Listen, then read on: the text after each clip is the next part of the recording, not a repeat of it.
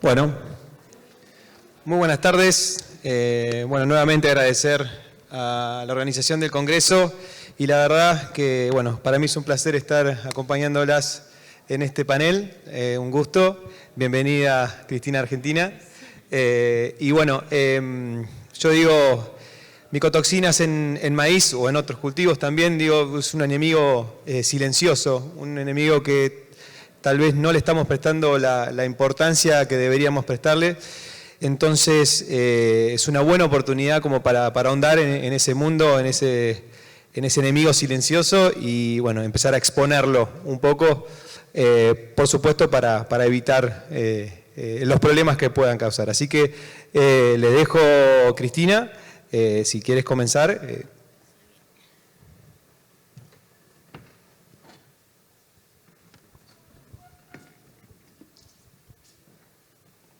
Muy buenas tardes a todos, es un placer estar acá. Primeramente, gustaría saludar a mis dos colegas de panel y agradecer la organización del Congreso por la invitación y la oportunidad de compartir un poco cómo estamos trabajando con el tema de micotoxinas desde Brasil. Creo que es así, sí. Entonces, para introducir muy rápidamente el tema, las micotoxinas son sustancias tóxicas producidas naturalmente por el metabolismo secundario de hongos filamentosos y son producidas principalmente en los cereales, en el campo y también durante el almacenamiento de los granos. Las micotoxinas, es importante decir que son antes que nada un problema de salud pública. La aflatoxina B1 es clasificada por la IARC como un carcinógeno del grupo 1, y eso significa que es cancerígena, comprobadamente cancerígena para los humanos. La fumonicina B1 también es comprobadamente cancerígena. Y todas las micotoxinas, hay más de centenas de micotoxinas conocidas, en diferentes grados tienen efectos en los distintos sistemas del organismo humano y animal y causan daños entonces hepáticos, digestivos, respiratorios, reproductivos, y principalmente inmunológicos. Y eso en los animales de producción se relaciona principalmente con una reducción en el rendimiento productivo de los animales y también como consecuencia pérdidas económicas muy significativas. Bueno, hablando un poco de dónde vengo de Santa María, una ciudad en el interior de Rio Grande do Sul, en Brasil, que hace más de 30 años está se convirtiendo en una referencia en micotoxinas. ¿Y por qué eso? Porque allá en Santa María está ubicado, no hay, el laboratorio, la MIC, que es el Laboratorio de Análisis Micotoxicológicas de la Universidad Federal de Santa María. Ese laboratorio fue el primer laboratorio de Brasil que empezó a analizar micotoxinas por cromatografía líquida. Es una referencia en esas análisis en Brasil. Y desde siempre hubo una parcería muy fuerte entre el laboratorio y las empresas del sector y la industria. Por eso se han desarrollado distintas soluciones para las demandas del mercado. Y hoy entonces en Santa María tenemos empresas y profesionales, técnicos, científicos, especialistas y también estudiantes que están trabajando en las más distintas frentes, como pueden ver, para ayudar a la industria a manejar mejor el problema de las micotoxinas. Ahora voy a empezar mostrándoles algunos datos de prevalencia de micotoxinas en el maíz. Acá primero tenemos datos del sistema Pegasus Micostat. Ese es un sistema que desarrollamos en Santa María hace más de un año. Está disponible en línea. Es una base de datos para hacer pesquisas acerca de micotoxinas en diferentes alimentos, en diferentes países del mundo y también en diferentes años. Entonces, acá son resultados de algunas micotoxinas en países de todo el mundo, entonces es un resultado bien general, desde 1986 hasta 2024. Y lo que vemos es que las fumonicinas son las micotoxinas más prevalentes en el maíz, seguidas del deoxinivalenol, la cearalenona, aflatoxinas, tricotesenos, T2 y HT2 y la ocratoxina A. Acá son dados de la metodología referencia, que llamamos de Gold Standard, la cromatografía líquida de alta eficiencia acoplada a espectrometría de masas. Esos son dados del laboratorio LAMIC, entonces son dados de maíz, principalmente de maíz de Brasil. Y acá tenemos entonces la prevalencia de distintas micotoxinas en el maíz desde 2003 hasta 2023. Me gustaría llamar su atención para la línea naranja, que es la línea de las aflatoxinas. Entonces, las aflatoxinas fueron mucho más prevalentes en el maíz hace 20 años, como pueden ver, cerca de 60-75% de prevalencia, y hoy en día esta prevalencia está bien más baja, y eso gracias también a prácticas agrícolas, pero yo diría que principalmente a mejores condiciones de almacenamiento de maíz, porque las aflatoxinas son micotoxinas producidas en los granos almacenados principalmente. Y hoy tenemos mucho mejores condiciones y monitoreo en el almacenamiento, y por eso tenemos menos aflatoxinas en el maíz. Y acá son dados desde Argentina, del primer semestre de 2025. Estos son dados de una metodología que desarrollamos también en Brasil, con la empresa Pegasus Science, que yo trabajo. Entonces, hace más de 10 años que estamos trabajando en el mercado con curvas de predicción de micotoxinas por NIR. Y estamos creciendo mucho en Brasil y también en otros países. Es por eso que acá tenemos resultados de Argentina, porque ya tenemos algunas empresas en Argentina que utilizan este sistema. Entonces, como pueden ver, de nuevo, en Argentina, en este primer semestre de 2025, las fumonizinas fueron las micotoxinas más prevalentes en el maíz, seguidas de la cearalenona, aflatoxina B1 y el deoxinivalenol. También en Pegasus Science todos los años hacemos un survey donde evaluamos las micotoxinas en el maíz en diferentes países de América Latina, que también hay empresas que utilizan este sistema de análisis vía NIR. Y en 2024, entonces, reportamos datos de 8 países en más de 19.000 muestras de maíz. Y el primer resultado es general para todos los 8 países, es la coocurrencia. En verdad no sé cómo llaman acá en Argentina, en Brasil llamamos de coocurrencia, que es la prevalencia, la frecuencia con que las muestras están contaminadas con más de una micotoxina. Entonces, en este survey observamos que la mayor coocurrencia fue entre fumonicinas y zearalenona, seguida de fumonicinas y deoxinivalenol, y también 14% de las muestras tendrían fumonicinas, deoxinivalenol y zearalenona al mismo tiempo. Y acá son dados del promedio y prevalencia de fumonicinas, cearalenona, deoxinivalenol y aflatoxinas en el maíz en los 8 países. Pueden ver, aflatoxina está en la, Argentina está en la primera barra en todos los gráficos. Tenemos datos de Bolivia, Brasil, Colombia, El Salvador, Ecuador, México y Perú. Y los datos de Argentina están como más medianos en comparación con los otros países. No son lo peor y también no son en algunos casos son el promedio más bajo, como en deoxinivalenol. Entonces, están bien en comparación con los otros. Bueno, ahora cambiando un poco el tema, en las próximas diapositivas voy a mostrarles resultados de un proyecto de más de 5 años que estamos haciendo en parcería con la cooperativa Copacol. La cooperativa Copacol es una de las mayores cooperativas de Brasil. Creo que están entre los 5 mayores productores de carnes de pollo. Y su objetivo inicial era seleccionar los mejores híbridos de maíz para su producción de pollos, principalmente no solo mirando la productividad, sino también la composición nutricional y la contaminación micotoxicológica de estos maíces. Entonces, es un proyecto muy importante entre Copacol, el laboratorio LAMIC y la empresa Pegasus Science, que tiene más de 5 años. Ya evaluamos 75 híbridos de maíz en más de 20 experimentos a campo. Y también hicimos más de 16.000 análisis de micotoxinas por HPLC masa-masa. También publicamos 5 artículos científicos. Bueno, en este primer trabajo evaluamos el rendimiento del cultivo y la composición nutricional, la contaminación de micotoxinas en diferentes híbridos de maíz. Evaluamos 50 híbridos comerciales cultivados con las mismas condiciones. Analizamos en estos maíces las aflatoxinas, la cearalenona, la fumonicina y el deoxinivalenol. También analizamos la composición nutricional, el riesgo de micotoxinas asociado con la contaminación micotoxicológica. Este es un servicio de Pegasus Science. Y también calculamos la inclusión del aditivo antimicotoxina en estas dietas. El aditivo antimicotoxina, para quien no sabe, es un producto que incluimos en la dieta de los animales para reducir la absorción de las micotoxinas en el organismo de los animales. Y con eso reducimos el efecto negativo de las micotoxinas en los animales. También calculamos el costo de formulación de una ración inicial para pollos de engorde, porque todo eso, el aditivo antimicotoxina, la variabilidad nutricional, todo eso tiene un costo en la dieta de los animales.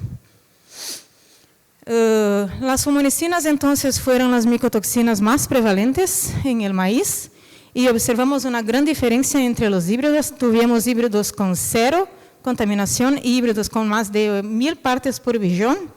Entonces es una gran diferencia entre estos 50 híbridos. Acerca del costo de la tonelada de ración, observamos también una gran diferencia entre los 50 híbridos. Los híbridos, la diferencia entre el híbrido con el menor costo de formulación y el híbrido con el mayor costo de formulación fue de más de $15 por tonelada. Si hacemos una evaluación macroeconómica comparando estos dos híbridos, imaginemos que tenemos 2 silos con capacidad para 3.000 toneladas de maíz cada. Y llenamos un silo con el híbrido 39, que es el híbrido con menor costo, y el otro silo con el híbrido 2, que es el híbrido de mayor costo. Y pensamos que con esta cantidad de maíz podemos producir cerca de 5.000 toneladas de ración inicial. La diferencia económica es de más de $77.000. Entonces, es una diferencia muy grande cuando comparamos estos dos híbridos en 2 silos. Es un impacto muy relevante, solo que está relacionado con la genética de los granos. Después entendemos que evaluar solo los híbridos individualmente no sería suficiente. Entonces, en este trabajo analizamos 3 genéticas, 3 transgenías diferentes en 3 años consecutivos. Y para eso entonces utilizamos diferentes híbridos comerciales con distintas transgenías en 2020, 2021 y 2022. Entonces, en 2020 evaluamos la tecnología VT-Pro3, la tecnología PowerCore Ultra y AgriSure Viptera, y en 2021 y 2022 solo VT-Pro3 y PowerCore Ultra. El principal resultado, nuevamente, es con relación a las fumonicinas. Observamos una gran diferencia entre las 3 tecnologías, con la tecnología VT-Pro3 presentando el mayor promedio en los 3 años. Y miren que en 2022 esta diferencia fue de casi 2.000 partes por billones cuando comparamos la tecnología VT-Pro3 con PowerCore Ultra. Entonces, los puntos claves de estos 2 primeros estudios fueron que observamos una amplia variación en la contaminación por micotoxinas entre los distintos híbridos de maíz y tecnologías transgénicas, y con eso nuestros parceros de Copacol hoy conocen mucho más la materia prima con que están trabajando y saben qué esperar y cómo actuar con eso. Y también, dentro de las posibilidades de mercado y logística, pueden seleccionar las mejores genéticas para utilizar en la producción de pollos. Seguimos estudiando el maíz más profundamente. Y acá evaluamos la prevalencia y la concentración de micotoxinas en 4 tipos de maíz en 2 cosechas consecutivas. Entonces, evaluamos el maíz duro, el maíz dentado, el maíz semiduro y el maíz semidentado en 2020 y 2021. Y esa textura estaba baseada, no fue nosotros que clasificamos, ya estaba baseada en el Registro Nacional de Cultivares de Brasil, porque utilizamos híbridos comerciales ya registrados para este trabajo. Y de nuevo, el principal resultado fue con relación a las fumonicinas. En 2020, la fumonicina B1 presentó el mayor promedio el maíz dentado presentó el mayor promedio de fumonitina B1 y B2, mientras que maíz duro presentó el menor promedio de fumonitina B1. Y de nuevo, en 2021, el maíz dentado presentó el mayor promedio de fumonitina B1 y B2.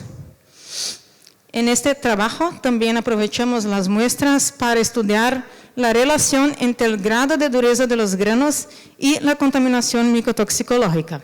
Para eso entonces tomamos 100 muestras de maíz y analizamos 10 granos por muestra, analizando su dureza, que es la fuerza en kilogramos fuerza necesaria para romper un grano por compresión. Después de esa análisis, entonces, separamos los maíces en 3 grupos de dureza: dureza baja, dureza media y dureza alta, y observamos que los maíces de dureza alta tenían el mayor promedio de fumonicinas.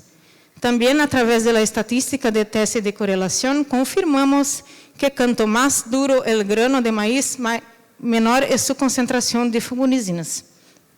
Y también confirmamos que cuanto más fumonicinas, menor es el contenido de proteínas y aminoácidos totales en el maíz. Los puntos clave entonces de este trabajo es que confirmamos un conocimiento antes empírico que puede nos ayudar a comprender las diferencias entre las genéticas de maíz. Confirmamos entonces que la textura del endosperma influye en la contaminación del maíz por micotoxinas, especialmente las fumonicinas, y que cuanto más duro es el grano de maíz, menor es su contaminación por fumonicinas. Agora, hablando un poco de cómo estamos trabajando en la práctica, cómo estamos gestionando el riesgo de micotoxinas en la agroindustria brasileña, tenemos un lema de que el control eficiente de las micotoxinas solo es posible cuando se adopta un plan de monitoreo compuesto por 3 etapas: el muestreo, la frecuencia de análisis y los métodos de diagnóstico, y también cuando conocemos el nivel de presión micotoxicológica que tenemos, que llamamos de riesgo micotoxina. ¿Y por qué el muestreo es tan importante? Porque cuando pensamos en todos los errores que pueden suceder en el proceso de análisis de micotoxinas, desde la toma de la muestra, pasando por la preparación hasta la cuantificación, el muestreo puede representar de 60 a 95% de estos errores. ¿Y por qué eso? Porque las micotoxinas son detectadas en concentraciones muy bajas, en partes por billones. Y si pensamos cuánto es una parte por billón de la población mundial, son 8 personas en todo el mundo. Entonces es realmente muy difícil de cuantificar las micotoxinas en un lote de maíz en el campo, en el camión o en el silo. Por eso que es mucho importante que tenemos estrategias y planes de muestreo específicos para cada fábrica y para cada empresa y para cada situación. Porque si la muestra no está bien tomada, por supuesto que vamos a tomar la decisión errada después. Además del muestreo, también consideramos que la frecuencia con que recorremos las muestras es muy importante. En una fábrica de alimentos balanceados, recomendamos que sea tomada una muestra por cada 500 toneladas de ración o una muestra por cada 200 toneladas de cada materia prima. Y para eso, para toda esta cantidad de muestras, es muy importante contar con metodologías más rápidas de diagnóstico, porque la cromatografía es muy buena, pero toma mucho tiempo y también es muy cara. Entonces, es muy importante tener disponible metodologías más rápidas como el NIR, que nos permite analizar más muestras por día o lote de alimento, y con eso tenemos una mayor representatividad en las muestras y tomamos las decisiones con más información y también en tiempo real. Y por fin, ¿cómo podemos conocer el nivel de presión micotoxicológica antes de la utilización del maíz? Acá está un ejemplo de un cliente que tenemos en Brasil. Ellos hacen un monitoreo de todos sus silos y todos sus almacenes. ¿Cómo hacen eso? Después de la cosecha, después que todos los silos están llenos, ellos toman muestras de cada silo y analizan por NIR para micotoxinas. Y con eso ellos tienen la información del riesgo de cada silo. Entonces acá, cada punto azul es un silo y ellos tienen, entonces, acá es un ejemplo con el riesgo micotoxinas para pollos. Ellos tienen, entonces, una información del riesgo para la fase preinicial, para la fase inicial, crecimiento y terminación. Entonces, antes de utilizar este silo, antes de mandar para la fábrica, ellos saben para qué fase de producción es mejor utilizar este maíz. Ustedes pueden ver que hay silos que tienen un riesgo alto para la preiniciación, un riesgo bajo para iniciación, medio, perdón, para iniciación y bajo para crecimiento y terminación. Pero todos los silos están con un riesgo alto acá, en la fase de preiniciación. Y ellos necesitan utilizar este maíz, no pueden vender todo este maíz. Entonces, ellos tienen la información, pero ¿qué van a hacer con esta información? Pueden hacer el uso del aditivo antimicotoxina, que es el producto que incluimos en la dieta para reducir la absorción de micotoxinas. Entonces, cuando están con un riesgo alto, pueden aumentar la dosis del aditivo. Cuando están con un riesgo medio, pueden utilizar una dosis intermediaria, y cuando están con el riesgo bajo, pueden retirar el aditivo o solo utilizar una dosis de seguridad. Entonces, así es como estamos trabajando con muchas empresas en Brasil, y es una forma de mirar la información y utilizar el maíz más económicamente y también de una forma más efectiva. Bueno, como reflexiones finales, les mostré que estudiamos el maíz desde múltiples perspectivas, y con eso hoy en Brasil y con nuestros parceros tenemos un mayor conocimiento de la influencia del potencial genético y de las condiciones climáticas en la predisposición del maíz a micotoxinas. Y con eso nuestros parceros saben cuál es la tendencia de cada cosecha y pueden utilizar de una mejor estrategia de compra y venta de este maíz. También con el monitoreo continuo y en tiempo real de lo que estamos almacenando, podemos hacer una toma de decisiones más eficiente, mejorar la calidad de este maíz y con eso mejorar la productividad de los animales a campo y, como un todo, hacer una mejor gestión de todos los recursos que tenemos. Y como mensaje final me gustaría decir que la colaboración entre las universidades, las empresas y la agroindustria puede nos traer resultados de impacto y nos ayudar mucho a reducir el riesgo de micotoxinas en la agroindustria. Muchas gracias y estaré contenta en hablar después más un poco. Muchas gracias, Cristina. Muy bueno. Mónica, el escenario es tuyo. Bueno, hola. Bueno, yo le quería mostrar un poco mi enfoque de la... Yo trabajo en el INTA Rafaela. El INTA Rafaela es un experimental que se caracteriza por ser una experimental lechera, y particularmente nosotros trabajamos desde el año 2000 que venimos haciendo diagnósticos de micotoxinas en alimentos para ganado lechero. Y bueno, y últimamente realmente damos las charlas que es micotoxinas en bovinos, saber y entender para lograr una salud integral, porque hoy tenemos que hablar de una salud integral. Un poquito como lo que decía ella, realmente la micotoxina es un problema a nivel mundial que cada vez se va con las condiciones climáticas cambiantes que tenemos, se va agudizando, y en el caso de en el ganado lechero, porque antes se hablaba mucho de micotoxinas y micotoxicosis muchos años atrás en monogástricos, porque sabemos que la presencia de determinadas micotoxinas y en determinadas concentraciones en monogástricos produce la muerte. No así pasa eso en rumiante.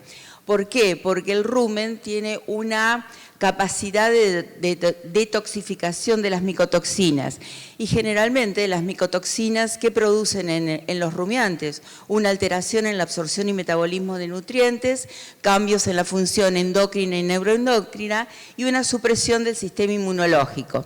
Y esa supresión del sistema inmunológico puede traer aparejada otras patologías. Entonces, a veces una micotoxicosis puede ser la causa indirecta de que aparezca otra patología en rumiante por la inmunodepresión. Y en la medida que nos vamos avanzando a sistemas productivos cada vez más intensivos, el tema de la micotoxicosis va a ser más problemático.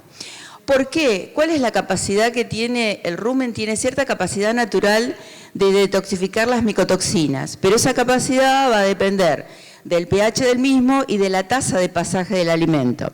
Es decir, en el rumen tenemos grupos bacterianos que pueden degradar algunas micotoxinas, no todas, a metabolitos menos tóxicos. Pero para que las degraden a metabolitos menos tóxicos, ese alimento tiene que estar un determinado tiempo, tiene que terminar un determinado tiempo de permanencia en el rumen.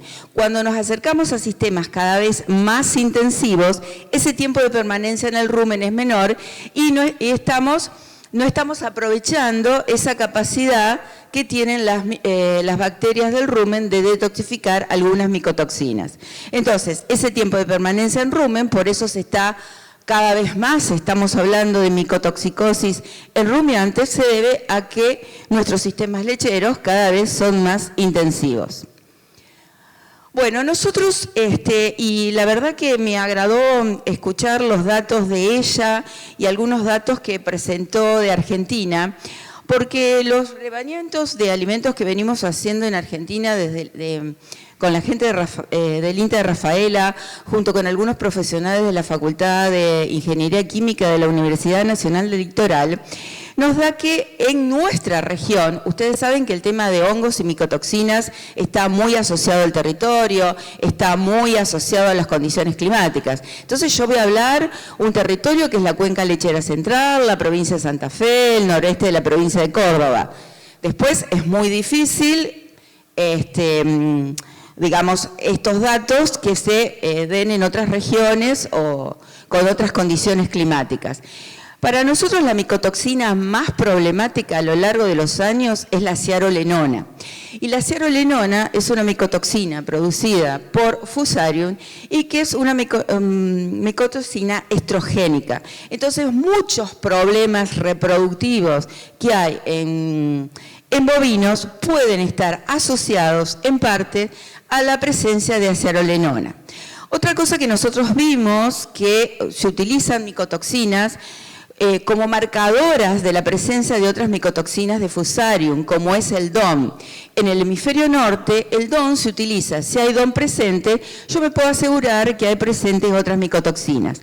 Nosotros probamos, y en nuestra zona, el DON no es marcador de micotoxinas producidas por Fusarium, porque a veces encontrábamos valores muy bajos de DON o no lo detectábamos, y teníamos concentraciones de ciarolenona muy altos, que realmente son las que más problemas traen para rumiantes.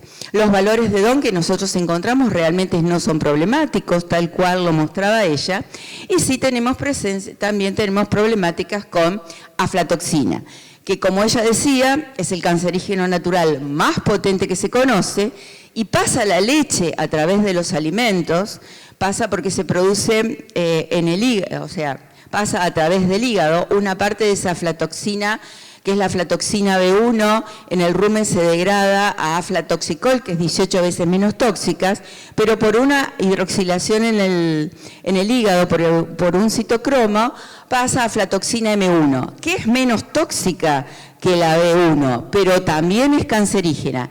Y en los tratamientos térmicos por las estructuras que tienen las micotoxinas son muy difíciles de destruir. Entonces, la pasteurización, la esterilización no destruye la presencia de aflatoxina M1 en leche. Si está en leche, va a pasar a todos los productos que están en la leche. ¿Por qué? Porque es soluble en agua, puede pasar a leche descremada, tiene afinidad por la caseína, puede pasar al queso.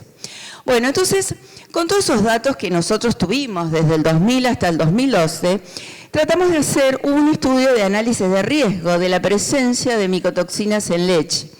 Este estudio fue el primer estudio de Argentina, y ahí le puse la cita que está publicado, y donde vimos que aflatoxina B1 y ciarolenona se detectaron con mayor frecuencia que DON en los alimentos, que aflatoxina B1 Se encontraba más en productos de agroindustria y semillas de algodón, con una prevalencia del 78%, que cerolenona se encontraba mucho en silaje de maíz, en productos de las agroindustrias y pasturas, con una prevalencia del 78,8%, DON en productos de la agroindustria, que hay una concurrencia de aflatoxina B1, cerolenona y DON, pero solamente un 21% de aflatoxina supera los límites de la Unión Europea para dietas para rumiante, un 9% de la cerolenona y ninguna superaba los límites de la Unión Europea de alimentos para rumiantes de DOM. Más o menos estos límites, para que ustedes tengan idea, de aflatoxina B1 son, para la Comunidad Económica Europea, son 5 ppb en la dieta del rumiante. En cambio, para la FDA y para Mercosur son 20 ppb en la dieta del rumiante. Esta diferencia se debe a que la FDA y Mercosur aceptamos que en leche haya 0,5 ppb, en cambio Mercosur, la Unión Europea 0,05 ppb, 10 veces menos. Y si hablamos de alimentos para inmunodeprimidos o para niños, los límites de la Unión Europea son 0,025 ppb. Entonces ustedes ven que tenemos que tener muy poca concentración en el alimento para que pase poco a leche y que después pase a esos alimentos. Pero bueno, nosotros vimos que solamente el 0,81% de la aflatoxina M1 excedía los límites del Mercosur y un 32,5% de la Unión Europea. ¿Qué es lo que nosotros hicimos? Con todos los datos que teníamos en el laboratorio, se simularon dietas para vacas lecheras de alta producción y de baja producción en distintas estaciones del año. Y se trabajó con tasas de transferencia que estaban en bibliografía. Bueno, pero nuestro desafío, entonces este estudio, que fue en el año 2012, demostró que en la dieta de ganado lechero argentino, el ensilado de maíz y los productos de la agroindustria son la principal fuente de micotoxinas, con una prevalencia del 57% de aflatoxina B1, un 55% de DON y un 51% de CEA. Bueno, luego que hicimos, ya empezamos a cuantificar micotoxinas en muestras de leches. Entonces, este es un relevamiento que se hizo en los 2 departamentos más lecheros de la provincia de Santa Fe, que es el departamento Castellano y La Escolonia.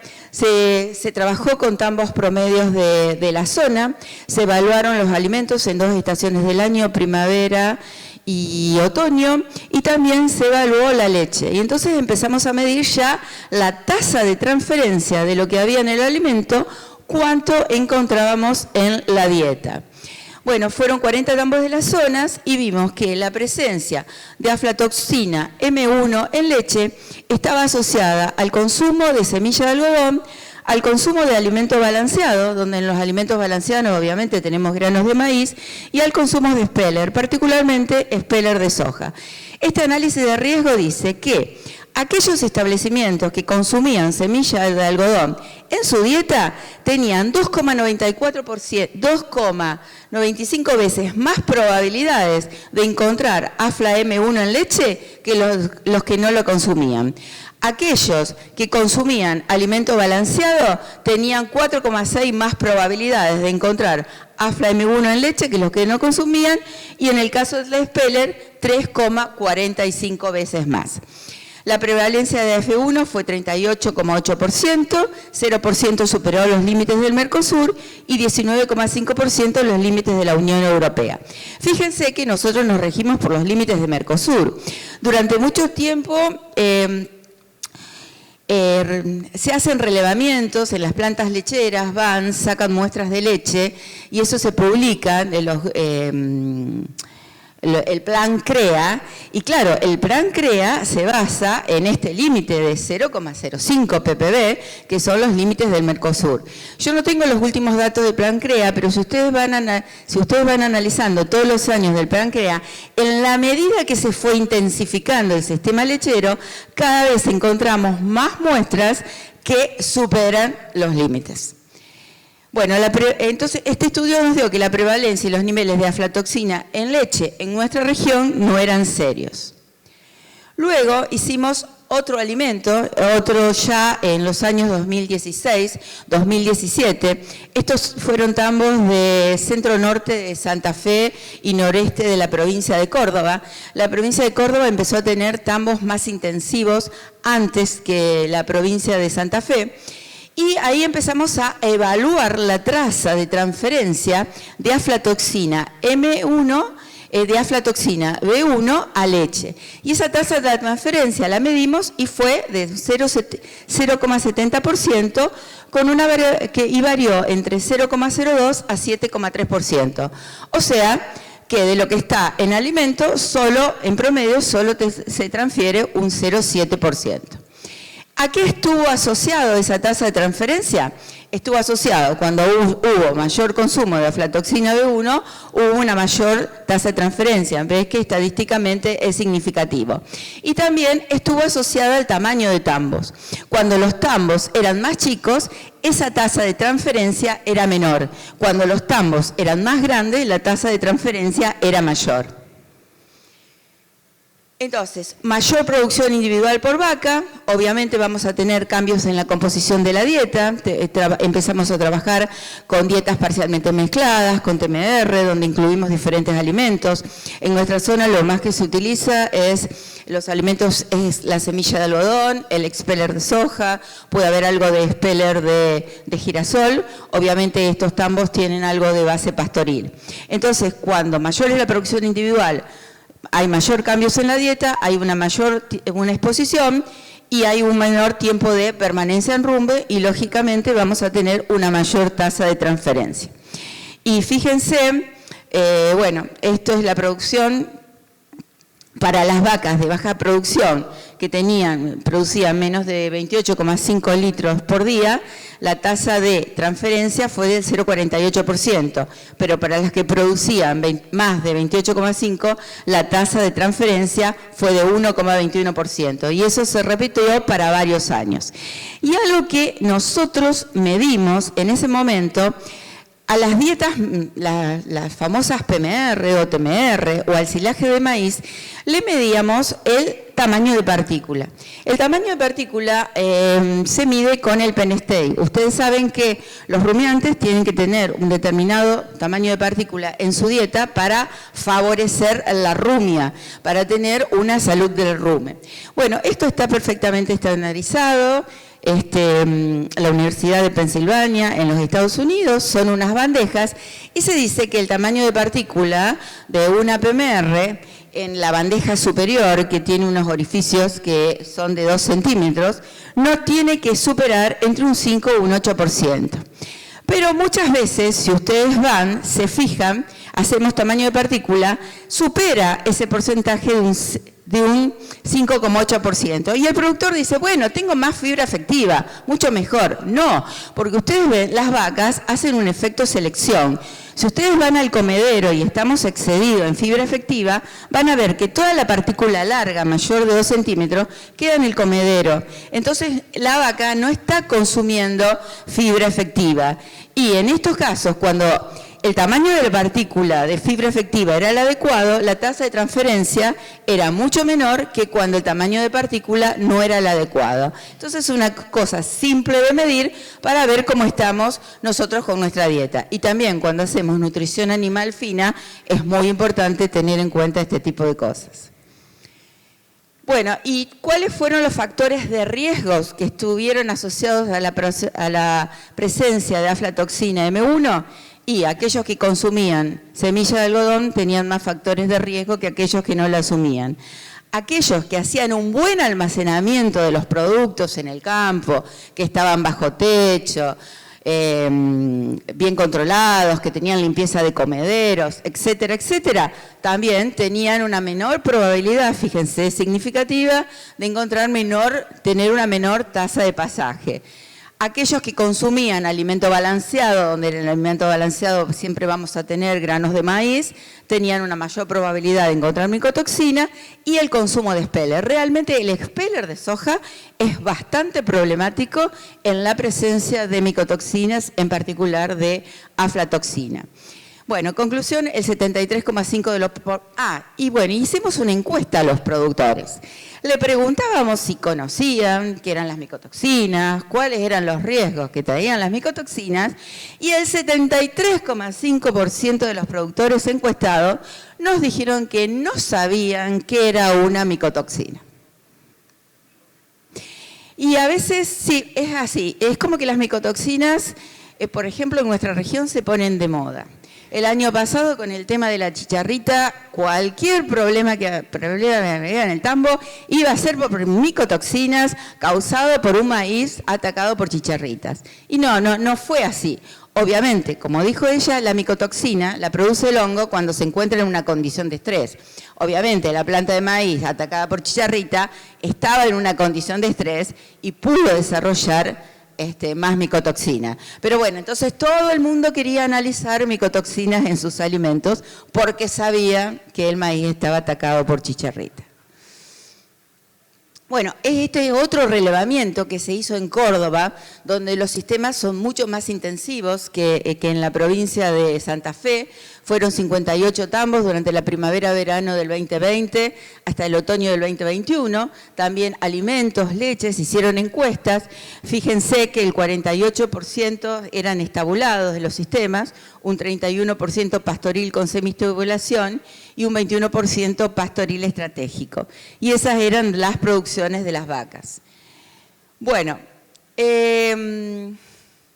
con respecto a esto, ¿cuáles fueron los alimentos que tuvieron más prevalencias de micotoxinas, de aflatoxina? El silaje, 91,6%, o sea que casi todos los ensilajes tenían micotoxinas. Los subproductos, el 57,9%, los granos un 46,5%, los senos un 69% y los balanceados un 54%. Con límites muy variables. La prevalencia general en los alimentos fue de 70,2, con una concentración media de 6,18 ppd. Un 23,3 excedió el valor establecido por la Unión Europea en la dieta. Nosotros siempre calculamos la dieta, porque no nos sirve calcular, podemos tener un alimento que tiene alta concentración, pero a lo mejor su influencia en la dieta es muy poca. Entonces nos podemos asustar porque nos encontramos con un silo que tiene una alta concentración de micotoxinas, pero a lo mejor, bueno, generalmente los silos se utilizan en bastante proporción en la dieta, pero bueno, a lo mejor yo puedo seguir usando ese silo en baja proporción o dárselo a otra categoría de animales. Bueno, y fíjense, cuando analizamos cuáles eran los silajes más problemáticos, nos encontramos que los silajes más problemáticos eran los ensilajes de pastura. ¿Por qué? Por la forma en que se hacen los ensilajes de pastura, que se hace un oreo previo, que por las condiciones climáticas a veces está más tiempo en el campo, entonces levantamos muchísima más tierra. Ahora, pongámonos a pensar, ¿cómo encontramos micotoxinas en silo? El silo es un ambiente anaeróbico. El hongo no crece en un ambiente anaeróbico, muere. Obviamente la micotoxina ya está en la planta, pero lo que yo tengo que tratar de evitar es que no se me desarrollen micotoxinas en el silo. ¿Y cómo se desarrollan micotoxinas en el silo? Eso se desarrollan por una cuestión de malas prácticas de confección del ensilaje. Si yo, la etapa aeróbica del ensilaje, ni bien yo corto, pico y compacto, no es corta, no logro una buena compactación, no se va a eliminar totalmente el oxígeno. Esa falta, ese oxígeno residual que queda, no le va a permitir al hongo morirse, pero tampoco desarrollarse. Entonces, al hongo se le desarrolla una situación de estrés y desarrolla las micotoxinas. Bueno, y algo que les quiero mostrar, por ejemplo, acá el análisis de riesgo.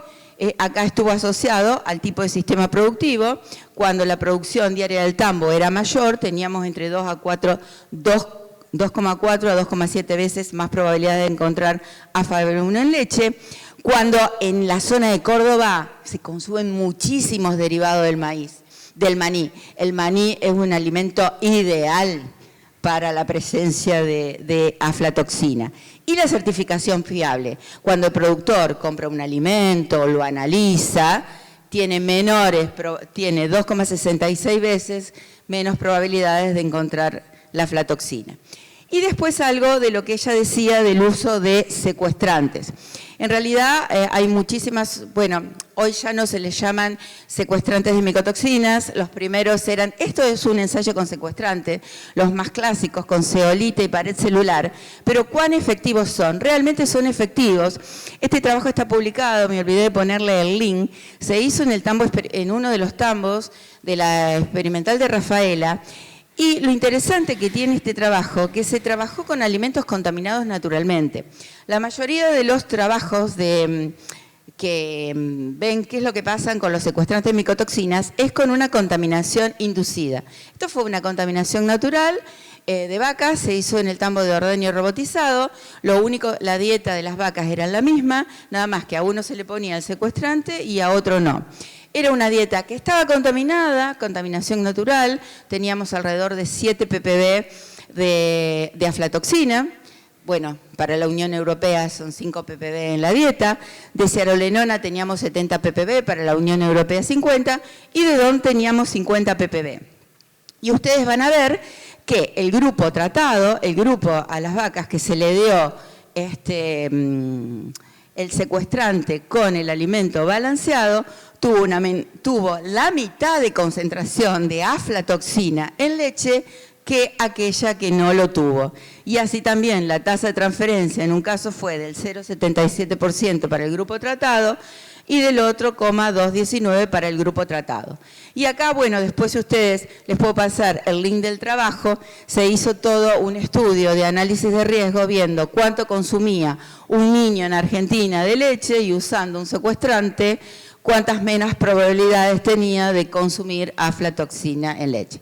Y también notamos que este secuestrante tuvo un efecto muy bueno en lo que es cearolenona, porque medimos las concentraciones de cearolenol en plasma y eran muchísimo menores de las del grupo tratado con el grupo control. Bueno, muchísimas gracias y mi recomendación es que las micotoxinas están. Nosotros tenemos que evitar que el hongo que quede presente siga produciendo micotoxinas. Y eso lo vamos a hacer con la aplicación de buenas prácticas agrícolas. No hay mucho para hacer.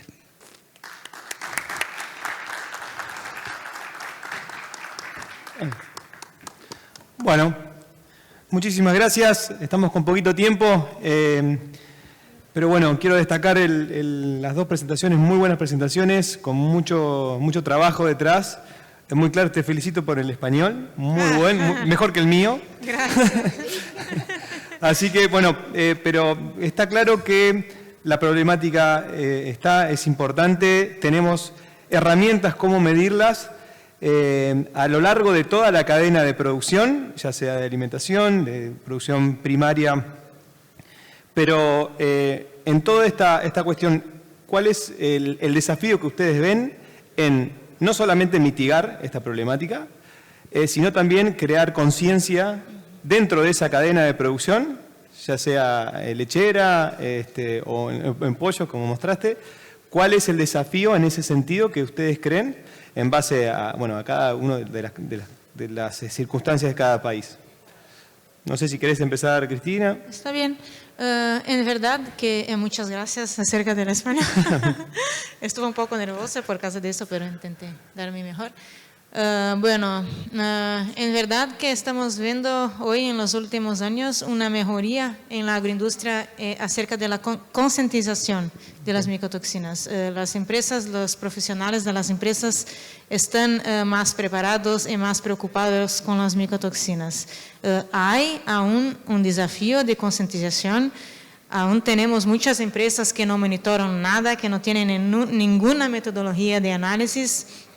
Pero yo diría que en verdad que está cambiando mucho este entendimiento de las micotoxinas en Brasil, por lo menos. Ok, muchas gracias. Yo creo que en Argentina también.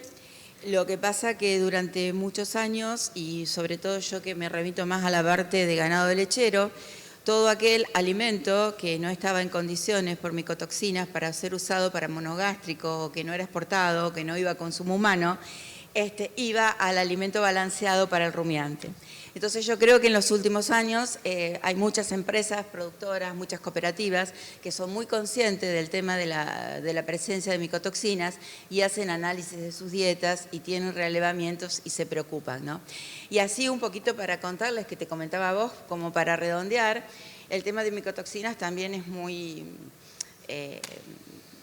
importante para salud humana. Ustedes saben que en los países africanos, aquellos países donde lamentablemente la gente no está bien alimentada y los chiquitos consumen un exceso de hidratos de carbono, hay muchos problemas de cáncer y eso está asociado a las micotoxinas. Y nosotros, le digo, y a veces tenemos que tener cuidado porque la gente no tomamos conciencia de eso. Hicimos un relevamiento de micotoxinas en alimentos a base de maíz, a base de trigo y a base de arroz, que para nada aditivados, así sencillos, y fuimos a supermercados y fuimos a dietéticas. Y realmente la sorpresa es que, bueno, se encontró micotoxina, no en niveles tan altos, pero los alimentos de dietéticas tenían mayores concentraciones de todas las micotoxinas que los alimentos envasados que se encontraban en los supermercados.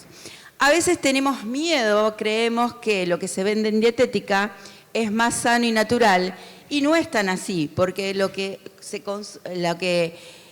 consume, se vende en supermercados, en almacenes, a veces tienen un control adicional, tienen más controles de lo que se produce en dietética. Entonces a veces vemos eso que está en una bolsa de arpillera abierto, creemos que es más sano y natural y no es tan así. Bueno, muchísimas gracias, estaremos hablando mucho más, es un tema muy interesante. Les agradezco, la verdad que han sido dos presentaciones excelentes que muestran mucho trabajo detrás. Y agradecerles también al público, a la organización, por el tiempo para esta temática. Y bueno, nada, un placer haber estado compartido con ustedes este panel. Un gusto habernos invitado. Un gusto, gracias. Si les parece, tenemos un momento muy especial. Vamos a invitar a Tino al escenario, que le va a hacer entrega a Cristina Tonial el siguiente presente. Claro, porque vino hasta nuestro país, viajó, dejó sus actividades, aceptó participar en el Congreso Internacional de Maíz. Implica todo un esfuerzo dejar su residencia, su país, para llegar aquí a la Argentina, a la ciudad de Rosario, y le vamos a entregar a Cristina Tonial este reconocimiento, este presente por formar parte del Congreso. Ella es de la Legión Extranjera del Congreso Internacional de Maíz. Y también un obsequio, por supuesto, a Mónica, bien merecido. También para nuestro moderador, para Ignacio. Nuevamente el aplauso. Gracias. Y es verdad.